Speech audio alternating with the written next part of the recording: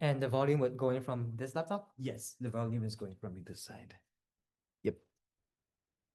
Great. Hello, everyone. Thanks for coming. So my talk is going to be about multisensory AI methods for health and well-being sensing.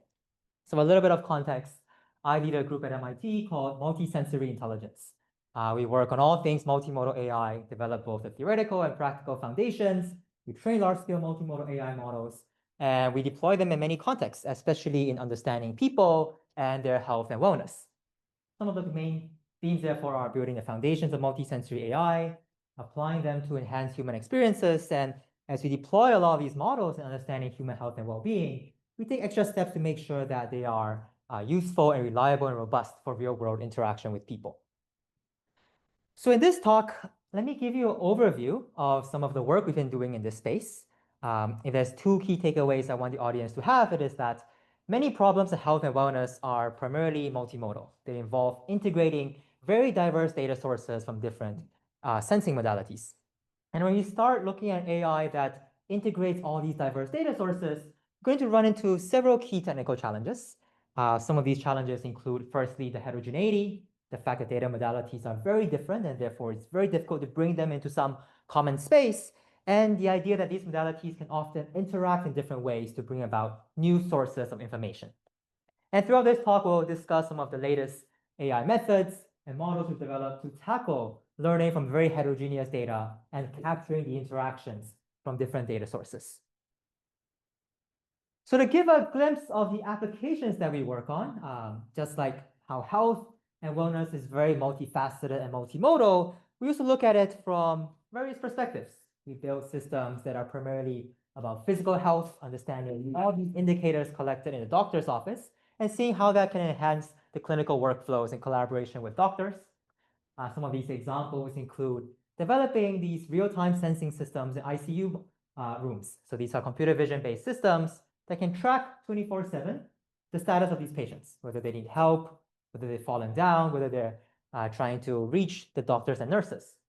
And of course, what we started with computer vision systems, you have the issue of privacy. So you don't want to be seeing all these patients all the time. So nowadays, there's a shift from using vision-based systems, which give you really good performance, but low privacy, to methods that are based on non-invasive sensors, even using wireless signals and other forms of physiological sensors, wearable sensors to track the status of folks in the ICU. So that's on the side of physical health. At a brief overview, we've also looked a lot at emotional well-being. How can you detect stress and mood and depression? And even from conversations, can you tell whether a young child might show early signs of autism? These are all aspects of emotional well-being that we want to track and sense across people across time. To develop lots of methods for using sensors, both video, audio, and wearable sensors to track people's mood and mental health. And while emotional well-being is very much the well-being of a single person, we also have looks at social wellness. How do these people flourish and succeed in social relationships by looking at what they say to each other, how they say it, and looking at all these verbal and nonverbal communicative modalities. So this is an overview of the different types of health and wellness sensing problems that we tackle. And of course, at the core of it, it is this set of fundamental multimodal AI methods that are able to learn representations from different sensing modalities, use them in the right way to capture the right information, and apply them in a reliable and robust way towards all of these downstream tasks. So in this talk, I will highlight some of our work in this space. In the first part, I will cover some of our technical approaches to understanding this problem of multimodal fusion. How do you, in a reasonably principled way, look at what information is in these modalities, and how do you discover the right ways to fuse them? And then in the second part, we'll go a bit broader and look at building some of these new multisensory foundation models, models that can take in lots of input modalities. There's an unlimited number of them in medical sensing, and are able to predict multiple tasks that are often related at the same time. So these larger multimodal input, multitask output models. But firstly, let's start simple. I'll cover some of the conceptual frameworks we've developed to study this problem of multimodal fusion. So at a high level, multimodal fusion is all about capturing how these data modalities interact. And you can think of these interactions as ways in which modalities combine to give you new information for some task.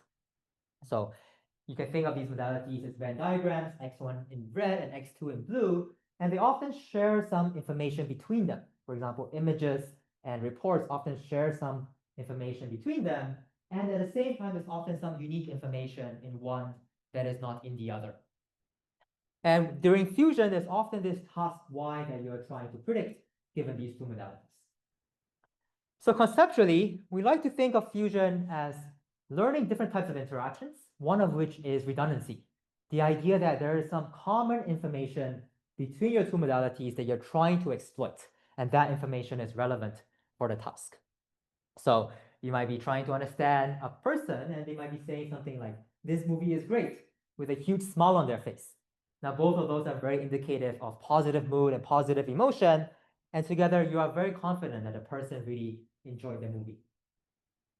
Redundancy is in contrast to uniqueness, where there's unique information in one that is not in the other. So a person might say, the movie does a good job developing the characters with mostly neutral expressions. So out of this, it is about detecting which modality has the right information and ignoring the other ones.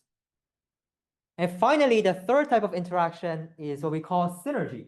So when there's some new emergent information that only arises when you bring these modalities together. So I like to give the example where you might be saying a positive word like wow, but with anger or frustration on your face. And then you can actually realize the person is actually being sarcastic to you. And it is only with the disagreement and contextualizing both of these where the sarcasm actually emerges. So that's synergy. So we've developed a conceptual framework to first intuitively and also mathematically characterize all these forms of information. So that allows us to answer very key questions like which data sources are important. So if I want to make some prediction, should I collect video or audio, or if I have access to some other sensor, which of these are important and why? So we're able to use information theory as a formal way of quantifying the information in these data sources, so that you can actually mathematically characterize how much information in bits do these data sources provide. So in addition to quantifying information in each data source individually, as I discussed, it's also very important to look at how these data sources interact. So especially, you can quantify how many bits of the information is redundant, so overlapping and redundantly with each other, and also how many bits are synergistic. So how many bits of new information emerges when you bring two data sources together. And of course, both of these quantifications on the information within a data source and the information that two data sources provide together with each other can be very useful to determine how much data we should collect, how much data within each data source, and also how much paired data do you need across both data sources to reach some desired target level of performance. So to see some of these estimates in action, I'm going to show you two case studies. And again, all of this code and data is available online. The first case study was in understanding mental health. So in this example, we're collaborating with several psychiatrists at University of Oregon, Columbia University, and UPMC. And we're trying to study these adolescent teenagers who were either control patients, so they were all good, or they were at risk of suicidal ideation, and those who had actually attempted suicide.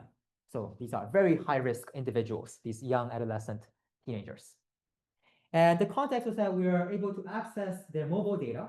So this includes the text that they are typing on their mobile phones, different applications they were using on these phones, and how they were typing on these phones. These are called keystroke patterns, in order to do real-time longitudinal tracking of these adolescent teenagers' mood and daily emotions. This can be very useful because if they go into periods of very bad mood, you can relay this information to their therapists to do real-time interventions, so to prevent any suicidal thoughts or behaviors. And again, lots of data modalities that we could access on the smartphone. This is just a glimpse of it. We also try using things like geolocation, using things like what time they're using their phones. There's been studies showing that using your phones primarily at night is a bigger sign of depressive thoughts and behaviors.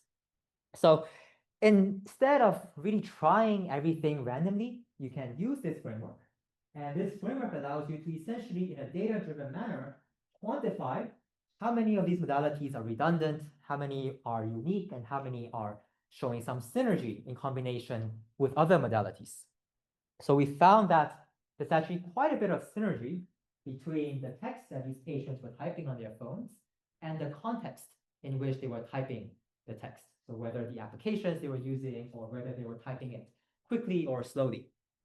So for example, certain words that seem positive like love and thanks and haha, if they were typed very quickly, it's a big sign of positive mood. But if you're typing these words slowly, typing it out and deleting it back again, that's actually a very big sign of negative mood. And for some negative words like don't and just, we found that these patients, if they were typing these words very quickly, that's a big sign of negative mood because these are negative words. But if they're typing them more slower, that's a sign of neutral mood. So these were great because we're able to discover some of these very accurate and personalized markers based on smartphone data that psychiatrists could use to do real-time assessment of these patients. Another example that I want to quickly cover is in the pathology space. So this is collaboration with Harvard Medical School and Brigham Women's Hospital. And over here, we're looking at histology images, so tumor cells under the microscope, along with the genomics profile contained within those cells. And the goal is to assess the types of cancers these patients have and how long they could hope to survive from these cancers. So for different cancers, you can actually realize very different interactions between imaging and a genomics modality. For glioma, for example, brain cancer, predominantly unique information in genomics was very indicative of the risk of these cancers. For pancreatic cancer, on the other hand, it showed lots of synergy between genomics profiles and the exact locations, which you can tell from the visual information. And by doing this analysis, you can then prescribe, in the case of glioma, you should just collect genomics data and train unimodal models only on genomics, and that will give you most of the performance. But for pancreatic cancer, it makes sense to collect both data sources and train these multimodal fusion models, which exploits the synergy within these two data sources. So we find that these multimodal fusion models using both gives you 15% improvement over the best histology only and the best genomics only models. And again, it was good performance, and the doctors also appreciated this sense of being able to explain why we chose a certain class of models and explain why we required certain forms of data to be collected. So that's the summary of the first part. Going deeper into understanding the forms of information provided in different data modalities and whether they're redundant or synergistically combining to create more information. And it gives you a good way of deciding what data to collect, what models to train, and also explaining to downstream stakeholders why these were the decisions that you made. Again, code and data are all available online, and we're also extending this to analyze many other types of multimodal problems. And in the second part, I am going to go a bit broader. How can we use some of these insights to train this increasingly popular theme of multimodal input, multitask output, general purpose medical foundation models? So there's several key things that we have to do here. In the first part, whereas we looked at the settings, we often assumed quite simply that there was just one element in each modality. There was just one image or one gene expression or one word that these patients were typing. Of course, nowadays we have these problems where our data modalities often come in as very long sequences. So sequences of gene expressions, sequences of time series readings from the ICU, sequences of images, and sequences of text, of reports. So to give you a glimpse of... I need to play a video. How should I play a video? If you're gonna play a video, the drawback is that audio won't come. Okay, I'll just act out a video. So to see a glimpse of the types of problems that we work with, I'm gonna play a quick muted video and I'll explain what's happening. So it's just a privilege to watch your mind at work. So as you can see, this is from the Big Bang Theory. Sheldon, it's just a privilege to watch your mind at work. It's actually poking fun at Leonard. It's not actually a privilege. He's being sarcastic about it. And we actually work with a lot of these kind of data sets when we think about understanding people, but also understanding their mood and emotional states and mental health. So a lot of these problems require you to build sequential models that can analyze this video and look at the sequence of words that they're saying, the sequence of prosody and voice that they're using, and the sequence of facial expressions that they're using in conveying these expressions.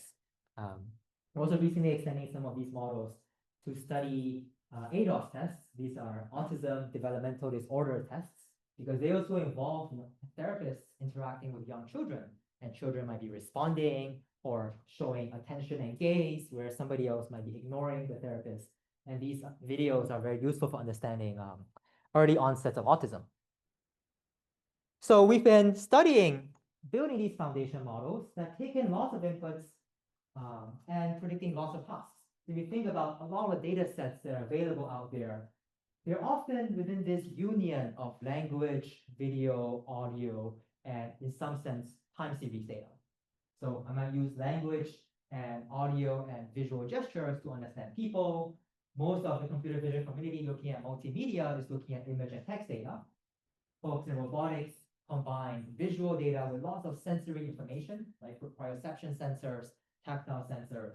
And in medical, you have, of course, lots of language, imaging data, and lots of ICU sensors, physiological sensors, and the like. So we're slowly starting to see that we are on this path towards training more general purpose models that takes in all these info modalities, which are shared across this common basis of modalities and predicting lots of tasks at the same time. And how can we design these models to really leverage all the information sharing that exists across these different problems? So in some of our work, I'm going to explain some of our work in the non-medical space first and show the extension to the medical space. In some of our work, we've been designing these general purpose transformer-like models. We've shown that it is possible to encode any data modality using a transformer, because all of these data modalities can essentially be seen as sequences. So a sequence of words, or a sequence of time steps, or a sequence of pixels. All of them can be seen as some sequential nature. And you just have to prescribe the right modality-specific embedding. So one embedding that identifies I'm looking at language tokens, one embedding to identify that we're looking at visual regions, one other embedding to identify that we're looking at time series data. So once you develop the right modality-specific embedding, you can actually use a general purpose, shared architecture, shared parameter transformer to encode any data modality. We've also shown that it is possible to also encode the pairwise interactions between data modalities. So these are multimodal transformers. The main idea is that the cross attention is not self-attention within the same modality, so words with other words, but now you're looking at cross attention between one data modality and the other. So words with audio and audio with time series. So these are multimodal transformers. And again, the code and data are all available here. It's called HiMMT, this model, and also the data resources we've released to enable the training of these large-scale multimodal input, multitask output models. So we've been able to train models that are able to understand people in social videos, that are able to understand various forms of image and text data, that are able to understand sensory information from wearable sensors, and also sensory information in the context of robotics. And recently, we've been trying to extend this to the medical space, because in medicine, you also have this problem where there's many data modalities that are often shared between different types of clinical tasks, and clinical tasks that also share and bear some resemblance with each other. So to enable the training of these general purpose medical clinical foundation models, we recently released Climb. This is a massively multimodal input, multitask output data resource. This shows the array of modalities it includes. So it includes 1D data. So these are all your sensory information like EEG, ECG, genomics, data from wearable sensors. It includes 2D data, which are all your 2D imaging modalities from pathology, mammograms, dermatology, X-ray, CTs. It includes 3D, which is like CT, ultrasounds, and other videos. And also includes some graph data, like proteins and brain structures. So these are all the input data modalities. And the tasks include various forms, like understanding whether someone has COVID or pneumonia, whether someone has certain types of cancers or certain types of lesions. Again, things that are often related to each other and where doctors might think about in conjunction when trying to make holistic diagnosis. Here are just some of the examples showing that it is collected from a wide geographical range. And unfortunately, most are still from the Boston area, but a good area in other parts of the US and other countries around the world. And that's just showing that it's a very standardized data resource. So you can load any data set or load any combination of data sets within this benchmark using just a few lines of code. And everything comes out in a very standardized manner to enable quick training and deployment of AI models. So using Climb, we started running experiments. So can we actually take all of these forms of data, from graph to 1D, 2D, 3D text data, and train general purpose models that share information across these different input modalities and across these different clinical tasks? So these models generally look like specific encoders for each modality. So you might pass the 1D data through time series encoder, graph data through graph encoder, and 2D and 3D visual modalities through vision encoders. And then you can have some shared representations that make predictions on top of the individual inputs. So several research questions we sought out to study. One question was, first of all, when you start doing multitask training across, for example, 3 tasks, does it do better on all of them? And in particular, we wanted to improve the most for tasks that are relatively understudied with less data. And in general, yes, this is essentially a plot of all these different data sets. Most of them show improvements, with some with multitask training showing improvements of up to 30%. And of course, it's a tail where performance might degrade a little bit. And if you start plotting which are understudied, which we use number of citations as a proxy of how many people have been working on that data set, and also underrepresented regions, basically outside of the global north, it actually shows much higher performance boost for understudied tasks in understudied regions, which is great because now it can enable you to train more broadly accessible, well-performing models. Another question we studied was, can this enable few-shot learning? So if I give you certain tasks and I give you just a few samples from a slightly different but related imaging modality, how many few samples can we use to already start seeing good performance? So here are some few-shot results where we find that we can actually generalize with just 1 or 8 or 32 samples by training on related but different input modalities. So these are EEG and ECG examples. So you can very quickly learn from this form of sensory information. And the last research question we sought out to study was, can we use these large multimodal models to perform better multimodal fusion? And this one, we see some promising results, but still not very significant results. So sometimes multimodal fusion works when you combine image and time series. Sometimes it doesn't work, and it really depends on what specific fusion architecture you're using to combine these different clinical modalities. So that's still an area of active interest. All right, and lastly, I'm going to cover some of our recent work on extending perception, so just making a classification on a type of task, to reasoning. Nowadays, we're increasingly seeing these large models able to do reasoning in the sense that in addition to making a prediction, they can explain their prediction in natural language. They can highlight parts of the image that were responsible for them, leading to them making that prediction.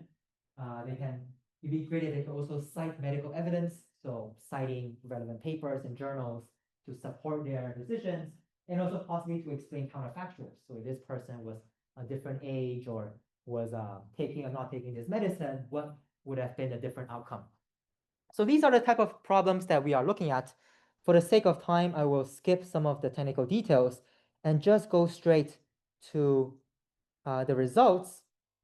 But essentially, we've been able to train these RL-based reasoning methods on the diverse data sets we've collected in Climb. So this allows you to do multimodal input, multitask output with reasoning. So in this example, the model is able to take in this image, and in addition to predicting the answer, no hemorrhage, it is able to explain, signs of hemorrhage include blah, blah, blah, but the tissue appears uniformly gray, which doesn't check out those boxes, and that would therefore suggest no hemorrhage. It's also able to look at textures and reason about some of these visual textures reasonably well. So This is a dermatology image. We can reason and say it's not a dark mole. It's slightly raised, pinkish, slightly elevated. Lesions have a rough, scaly surface, which is quite consistent with the texture in this image. And the answer is that there's basal cell carcinoma, which is the right answer. And finally, it's also able to do reason with both imaging and time series.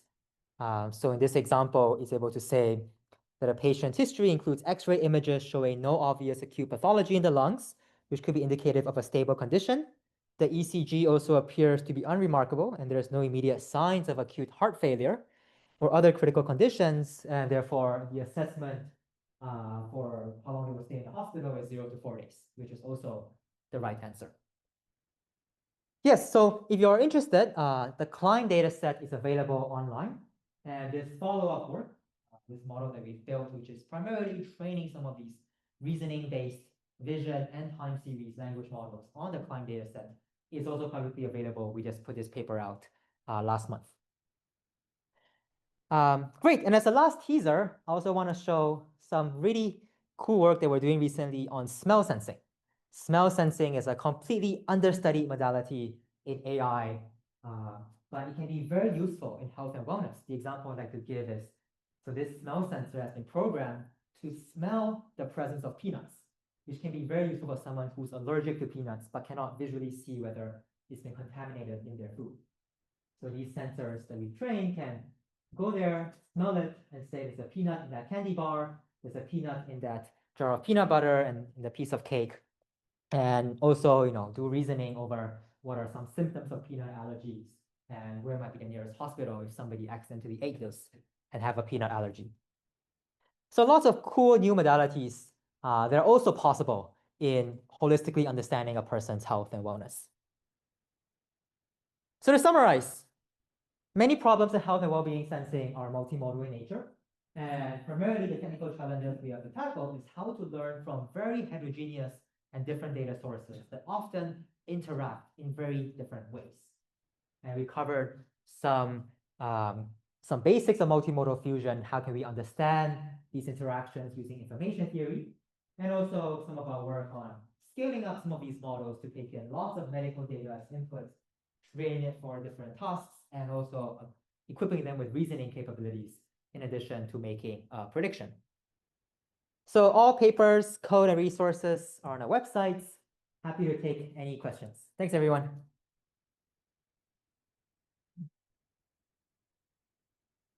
Thank you, Paul, for the excellent talk and a lot of good work. Do we have any questions from the audience?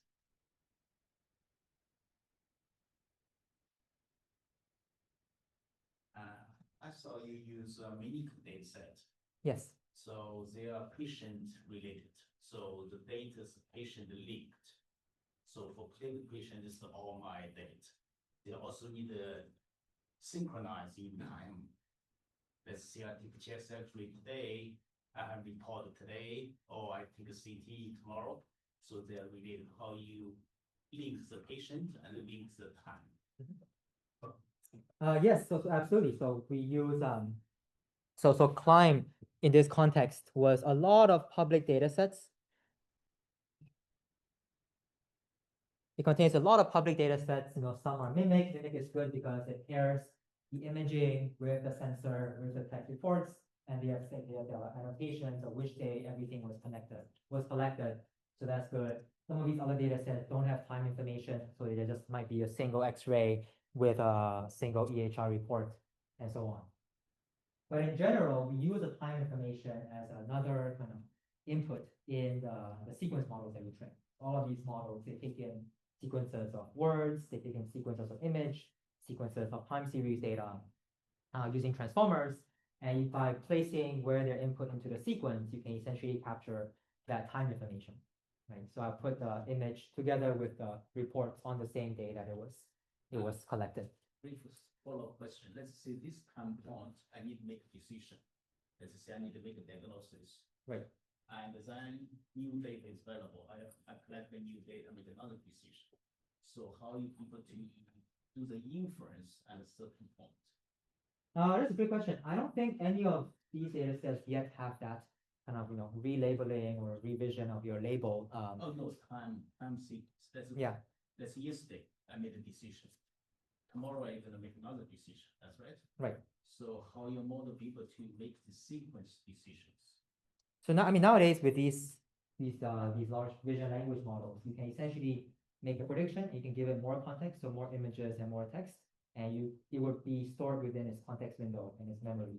So if you prompt it again for the answer, it would re-give something, some other answer, and that answer will be contextualized based on the previous time's answer it has given. Thank you. Yeah. Do we have more questions? Oh, thank you, Paul, and thank you everyone for attending the workshop.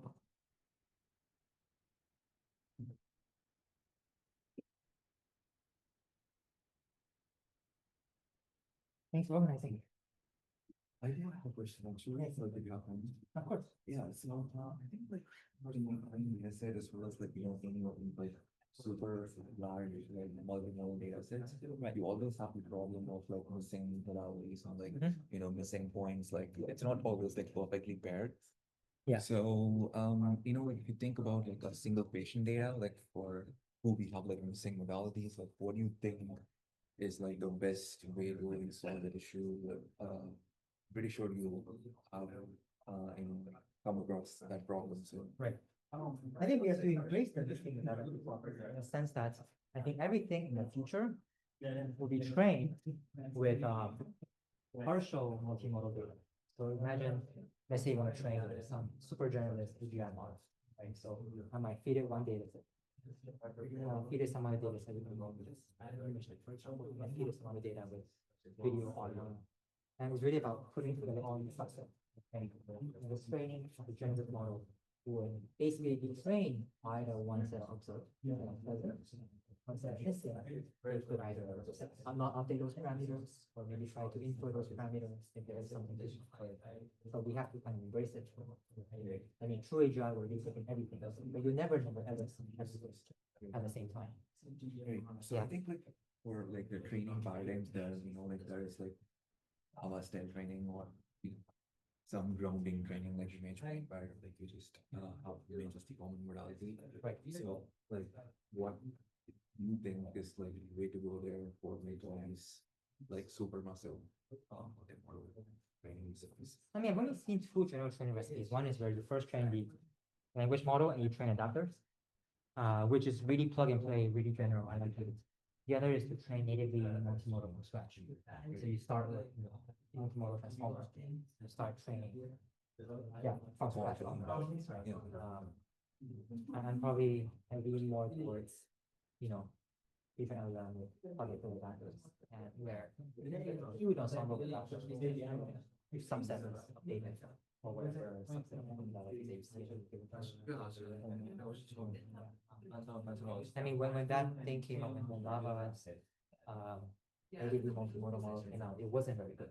So some evidence on the contrary. Yes. Hey, Hey, oh, how are you? Almost didn't Good. recognize you with your new yeah, haircut. just got my tutorial. Oh, So, is it right now? yeah, it's one. Where have you, what's your job search status? Still decide also there. Where do you want to share which places you have? And then whether I want to stay. Do you want to help? Yeah, so just got an offer from where is it? Great. I'm from Singapore, so Yeah. I would strongly recommend US. Yes. What else? And potentially if you offer from home. But prefer to see found it to last. Okay. But it's Oh, my laptop is still available. we should close out all some sessions. Joggers. Rutgers. Those are very good.